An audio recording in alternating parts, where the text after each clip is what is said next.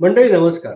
सर्वांना गणेश चतुर्दशीच्या हार्दिक हार्दिक शुभेच्छा. आज सर्वांच्याच घरी गणपती बाप्पा विराजमान झालेले आहेत आणि आपल्या सर्वांना माहिती आहे की गणपती बाप्पाला मोदक हा पदार्थ अत्यंत प्रिय आहे.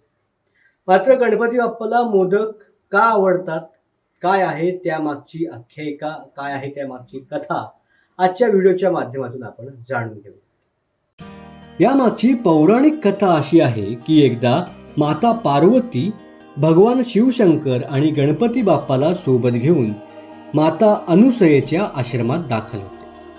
अनुसया मातेच्या आश्रमात गेल्यावरती भगवान शिवशंकर आणि गणपती बाप्पांना जोरात भूक लागते आणि ह्यावर प्रथम अनुसया माता गणपती बाप्पांना जेवण वाढते. जेवण वाढल्यावर जेवल्यावर गणपती बाप्पाची भूक काही संपत नव्हती. यावर अनुसया माता विचार करते की जर काहीतरी गोड आपण गणपती बाप्पांना खायला घातलं तर कदाचित गणपती बाप्पांचे पोट भरेल. आणि त्याच वेळेला अनुसया माता गणपती बाप्पांसाठी मोदक बनवते. हे मोदक खाल्ल्यावरती गणपती बाप्पाचे पोट भरते आणि गणपती बाप्पा ढेकर देखील देतो. आणि तेव्हापासून गणपती बाप्पाला हा मोदक नावाचा पदार्थ अतिशय प्रिय आहे. गणपतीला 21 मोदक अर्पण केले जातात.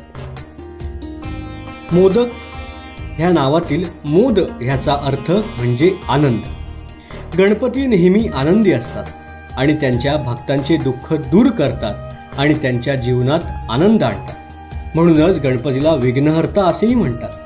आणि गणपतीला प्रसन्न करण्यासाठी भक्त मोदक हा त्याचा आवडता पदार्थ त्याच्यासमोर नैवेद्य म्हणून अर्पण करतात.